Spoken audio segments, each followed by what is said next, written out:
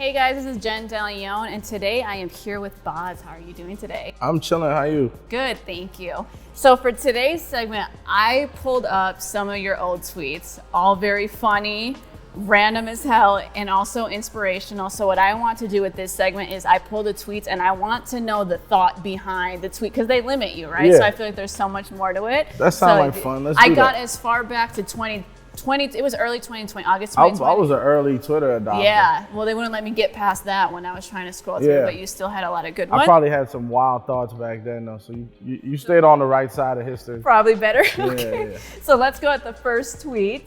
When autocorrect starts changing everyday words into the names of clubs you frequent, you should probably get your ass back inside, huh?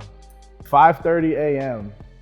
5:30, yep, July 1st. July 1st. So first, did you take your ass back inside after this? I hope I did. 5:30. I mean, what else is there left to do? This was in New York though, because I was in New York that weekend. Okay.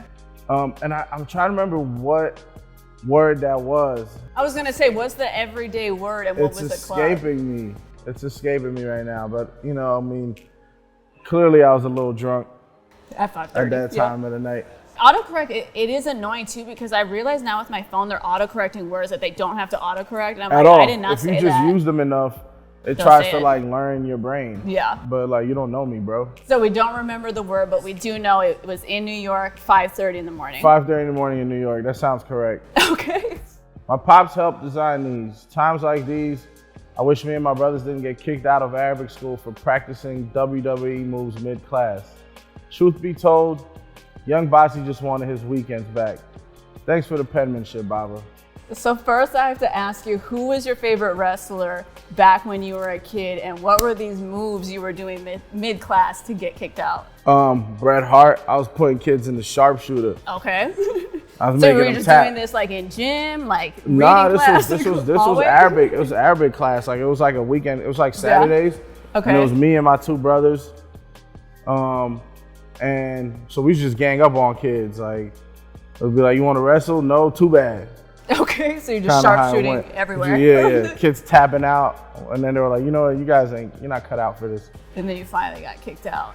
Were there Yeah. any other wrestlers? Because I did like WWE back then. I feel like now it's just different. Because back then when it was like The Rock and Yeah. Brock Lesnar, The Big Show, like that was when it was more interesting and you can get away with more things. And It now I was. feel like it's I'm not as up to the current cast, but you know, like Sting was my guy. I think that was WCW, right? yeah, Like NWO, that whole era. That was it. love that. When you've had the same number for over 15 years, you get some really interesting phone calls. Please share a story with one of those interesting phone calls. And why do you not change your number? I don't For like to 15 run years? from nothing. Okay. But then don't you get blown up all the time from, well, obviously. I do, but I'm also like, I'm very good at ignoring my phone. Okay. I'll dub somebody for years. And then just No guilt. okay. No guilt. What's the interesting phone call? I mean, every time a tour is going around or a festival or anything, it's like, hey, how you been? And it's like, just cut to the chase. It's you know? like, you know, you're hitting I know what record. this is about. I know I'm in your city. I know we haven't spoken some time. Just ask me for a ticket. I'll still do it. Okay. Let's just skip the pleasantries, you know? Exactly. Get to the point. Get to the point. Okay. Next tweet. Certain things you can't possess. That is a lyric from a singer. Her name is Rez. This album came out, I think like 02, 03. She's got a song named Ice King on there that I've always loved. It was kind of like the height of like, I feel like the neo soul movement at the time, but I think, you know, she kind of lived in a few boxes, but I just always like that. I think in her song, she's writing it like to an ex. Okay. She's like, certain things you can't possess, but I always thought that was just a very potent line. What are some characteristics of people that you think that you just can't possess and then you have it? And then what are also characteristics that people try to fake that they have, but you know that it's fake? You know, you can't fake confidence. You can try to fake charisma, it's a little tougher, but confidence, you can't fake it, you know? You always know when someone is projecting a little too much. Yeah, You know? totally, exactly. Yeah. Writing so many songs right now, thank God for the inspo. I think, you know, I hit a stretch like a lot of artists, like mid mid-pandemic, mid-quarantine, where the well was running dry as far as inspiration. There's but so many things when you're just locked in the four walls that can really inspire you, especially me. Like, a lot of my music is based on my world travels and just culture and like being in the mix. But I caught a pocket in November, clearly, where I was just, sometimes you can go like a month without writing a song, and then sometimes you'll write 4 or 5 songs in a week. That's amazing. So that was, that was one of those weeks. Love that. Well, the next tweet is about another song. I think my favorite part of the off season is Cole naming a song after my nephew. So where were you when you first heard the song? Well, the song is called Amari. Yep. It's the name of my brother Eve's son. And Cole, I believe he cut the record the night my sister-in-law went into labor. So I think the next day he just asked Eve what was his name, said Amari. That's amazing. He just named the song that. So he was trending. The kid was like a week born, old and trending. So That's amazing. I can't wait till when he's older and he realizes I was trending on Twitter. What are some of your favorite things to do with Amari? He's still kind of too young for me to matter in his life, Amari, but he's getting there now. He's giving me the smiles and all of that, But he's got a slightly older brother that I kick it with him all the time. He's like a toddler, so he's into like all the sports and stuff now. Love that. But yeah, I'm waiting on Amari to gain a few more months. We're almost there. What are you gonna do after a few more months? The first thing you gotta do? We always start with sports. Sports? Okay. Maybe bring a little soccer ball around, see if he enjoys kicking it. That's amazing. Mute button, very effective. What does someone have to do to get muted by Boz? Just tweet me something that's just not good energy.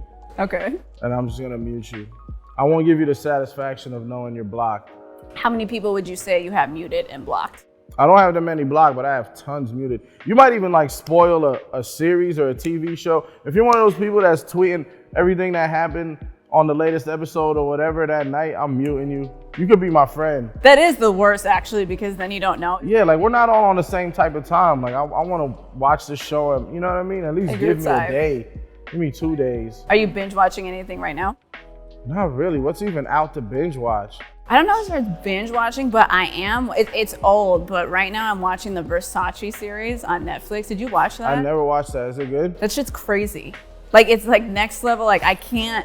If I find something I like, I will watch it from start to finish. Me too. I'll stay up all night. Me so too. There's 9 episodes, but it was so intense that I'm like, I can't even move on to the next. But it's a very good story. I think my most recent binge, I rewatched like all the Marvel movies in like chronological order because I hadn't done that before. That sounds fun. Took quite some time. Well, definitely watch Versace because that shit was crazy. Well, if you like stuff like I love like series and like thriller type things, but it was it's a thriller. I don't know much about his life. It's based on Versace's life.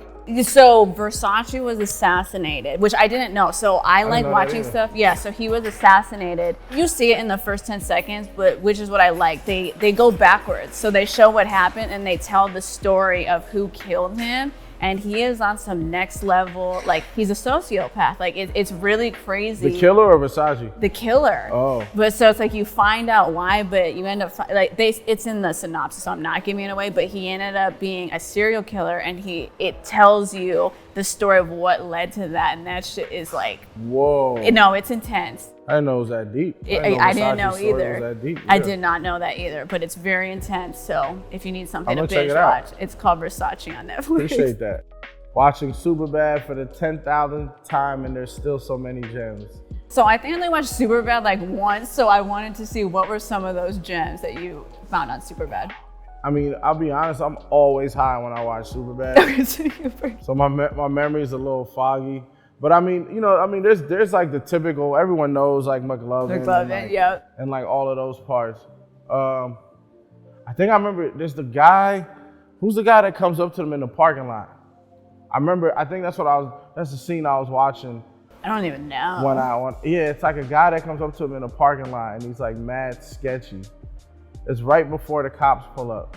But I think that's what inspired that. That's what was inspiring that one. People tweet me with random spider facts /pics weekly, mistaking me for the British Arachnological Society. And I'm about to start trolling with random made-up spider facts, which I did. This is an ongoing series on my Twitter. Yeah, so I've seen them, but it's like, what? First of all, fuck spiders. I'm terrified of spiders. Crazy. That's kind of why I slowed down with it, because people would tweet me like, yo, bro, don't put that on my timeline. Well, the ones you had, they were like giant spiders, Yeah. and I'm like, I don't want to see this, but also this is interesting. Yeah. What would you say is one of the funniest facts you made up that people probably believe? I just always go with like Spider-Man related stuff. I try to take his story about like a radiological spider biting you and giving you superpowers. I just always go with something absurd. I try to let them know that I honestly don't know what the hell I'm talking about. I don't know a damn thing about spiders, except that they got 8 legs most times. I was watching some show, I think it was on Netflix, and it was about spiders, and I don't know how they filmed these spiders so well. So close. It was like a day in the life. It was like a spider vlog. The day in the life of a spider. It was just jumping all over the place, like eating little bugs. I'm like, that sounds fun to binge spider watch. life is kind of lit. I'm not gonna lie. That sounds fun to binge watch. Was there any fact that when you do get tagged where you're like, oh, that's actually interesting about a spider, or do you just not pay attention to them? The ones that jump, the jumping ones really caught my attention. Okay. Because they jump, if you take like the ratio of how big they are to how far they jump, it'd be like me like dunking from one side of a football field to the next one, you know? It's kind of impressive. They got bungees. That's very scary. No, thank you. Well, the last tweet, this one was my favorite one. Does anyone actually throw up like they do in the movies? Hands on the toilet seat, head in the bowl, shit nasty. What the fuck? A good stand and lean over will do, my boy. I mean, I've had a few of those mornings myself. I'm not passing judgment, where you wake up, or at night, it's just gotta come out of you. Because in the movies, like, they be all up in the toilet seat, and it's like yeah, and then they're like later, I'm like, I don't know. I never get that close. Like, I just hover above. I was gonna say, I'm like, a good stand and lean over. I'm like, what's a good stand? So I was trying to like actually like standing up fully, but at least if you hover, you gotta keep your posture right a little bit. Yeah. You know what I mean? You don't want to throw your back out vomiting, because then you gotta tell people that story, and it's exactly. You just look like a super fiend. Well, those were all my favorite tweets up until 2020. So thank you for elaborating on them and telling us the backstory of all of them. No doubt. And thank you.